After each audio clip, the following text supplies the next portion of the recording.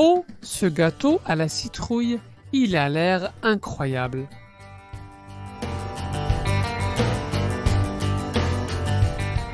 Bon, nous y sommes. Salut les gourmands, nous sommes à la saison des citrouilles et la meilleure recette pour utiliser la citrouille dans un dessert est, sans aucun doute, le gâteau à la citrouille. Après plusieurs essais et avoir testé pas mal de recettes, j'ai trouvé celle qui, pour moi, est la meilleure. Alors aujourd'hui, je vous présente un gâteau à la citrouille vraiment délicieux. Pour le préparer, nous aurons besoin de 250 g de citrouille déjà épluchée, de 4 œufs taille L, de 16 g de levure chimique ou de poudre à lever et de 250 g de farine. 175 g de sucre, un yaourt nature et 100 ml d'une huile neutre. Et tout cela pour un moule de 23 cm de diamètre. La première chose à faire est de couper la courge lavée en petits dés. Je le fais directement dans le bol du mixeur pour pouvoir ensuite utiliser le mixeur plongeant et mixer. La plus facile, bien sûr, comme vous pouvez le voir, je l'ai posé sur la balance pour mesurer à peu près 250 g de courge. Et pour ne pas dépasser, je coupe petit à petit, jusqu'à ce que ce petit chiffre en bas approche 250 ou 260, voilà. C'est clair que ça devait être l'astuce, l'étape la plus importante. Coupez la citrouille finement, hachez-la bien et mixez-la. Pas besoin de cuisson, mais assurez-vous de la couper en petits morceaux et de bien la mixer. Maintenant que nous avons déjà la citrouille mixée, passons au reste du mélange. Pour la préparation du gâteau elle-même, on met les œufs dans un grand récipient, puis on ajoute le sucre. Oh, si la petite branche de cannelle que j'ai toujours l'habitude d'avoir tombe, pour le sucre, il faut l'enlever. C'est une manie que j'ai, mais j'aime le parfum que ça laisse. Bon, plaisanteries mises d'à part, ce qu'on fait, c'est tout bien battre. Donc, soit avec un fouet manuel, soit avec un fouet électrique. On va bien battre jusqu'à ce que tu remarques que le sucre commence à se dissoudre.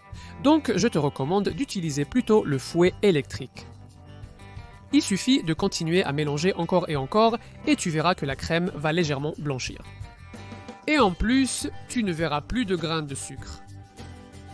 Tu remarqueras aussi que le volume du mélange augmente légèrement. Quand tu arrives à ce point, ce sera le moment d'arrêter le batteur une seconde, parce qu'on va revenir au sujet d'ajouter des ingrédients. Allez! À ce moment-là, il est temps d'ajouter la courge que nous venons de préparer. Alors, on prend ce petit pichet où on l'a mixé et on la verse dedans. Il y a des gens qui font cuire la courge, mais je pense que le goût reste plus frais et naturel si on la mixe simplement directement. Mais il faut bien la mixer pour qu'il ne reste aucun filament ni grumeaux, alors il faut bien utiliser le mixeur. Une fois la courge ajoutée, on va mixer. Et vous voyez, en un rien de temps, ça prend cette belle couleur orange typique que nous apporte la courge. C'est vrai que la couleur aide aussi à ce que ça ait meilleure allure, et donc que ça nous plaise davantage. L'avantage de la courge est qu'elle colore tous les gâteaux, ce qui est toujours appréciable. Ajoutez ensuite le yaourt. Comme vous pouvez le voir, je l'ai ici directement, les 125 g, c'est-à-dire un seul yaourt. J'utilise du yaourt nature, mais vous pouvez aussi mettre du yaourt au citron si vous voulez. Ensuite, on ajoute l'huile et on passe au dernier ingrédient, la levure chimique ou la poudre à lever. Il ne nous manquera plus que la farine, mais avant cela, on va bien mélanger tout ça. Que tous les ingrédients soient répartis de manière plus ou moins équitable, que tout soit bien homogène et bien mélangé. Et ensuite, quand ce mélange liquide sera totalement homogène, c'est là qu'on ajoutera la farine. Comment allons-nous le faire? Maintenant? La question est de faire fonctionner la machine et d'ajouter la farine petit à petit. Nous allons le faire cuillère par cuillère et vous verrez comment la partie humide de la crème va absorber cette farine et ainsi le mélange se fait rapidement. Tu pourrais aussi tout ajouter d'un coup et tout mélanger d'un seul geste, mais cela te demanderait plus de travail et plus de temps. Donc je te recommande d'ajouter ainsi cuillère par cuillère et avec précaution. Comme le dit le proverbe, habille-moi lentement car je suis pressé, signifiant qu'en allant doucement, on finit plus vite. On continue donc à ajouter cuillère par cuillère. Le mélange absorbe la farine, vous voyez qu'il est maintenant plus épais et la dernière touche aussi. Je te rappelle que tu dois passer ces fouets sur les côtés du moule et aussi au fond. Il ne faudrait pas qu'une partie de la farine reste collée là. Et maintenant, c'est prêt. Donc ce que nous allons faire, c'est... D'abord, on va donner quelques tours avec une spatule, au cas où, et tout verser dans le moule à utiliser.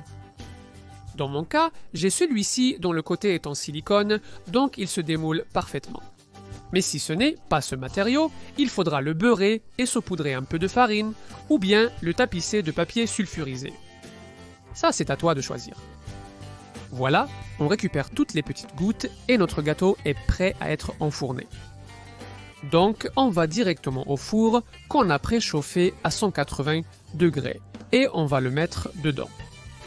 Notre petit gâteau à la citrouille, voilà. On va le laisser pendant 40 à 45 minutes à 180 degrés ou 350 Fahrenheit avec chaleur en haut et en bas. Et si possible sans ventilation. Bon, allons-y. Voyons, à quoi ça ressemble? Mon Dieu, ça a déjà l'air parfait. On va vérifier en piquant avec un cure-dent. Si celui-ci ressort propre, le gâteau est parfait. Alors on le sort, c'est prêt. Il a vraiment fière allure, hein, mon Dieu? Un gâteau parfait avec cette couleur orangée que nous apporte la courge, ce qui le rend encore plus spécial. Maintenant, il ne nous reste plus qu'à attendre qu'il refroidisse. Pour cela, nous allons lui mettre un papier absorbant dessus, ce qui va nous assurer que la texture soit parfaite, qu'il ne prenne pas d'humidité et qu'il ne lui arrive rien. Ensuite, une fois refroidi, on retire ces papiers et on peut démouler et profiter de ce délicieux dessert. Regarde, regarde, regarde, oh là là, quel côté parfait! Ce que je te recommande, c'est que lorsque tu vas le présenter, si tu as des invités, c'est comme toujours, il faut bien nettoyer le bord et le mettre dans une assiette bien propre et bien plate. Ce détail, qui est simplement esthétique, on dirait que non, mais il transforme un bon dessert en un dessert de pâtisserie, complètement.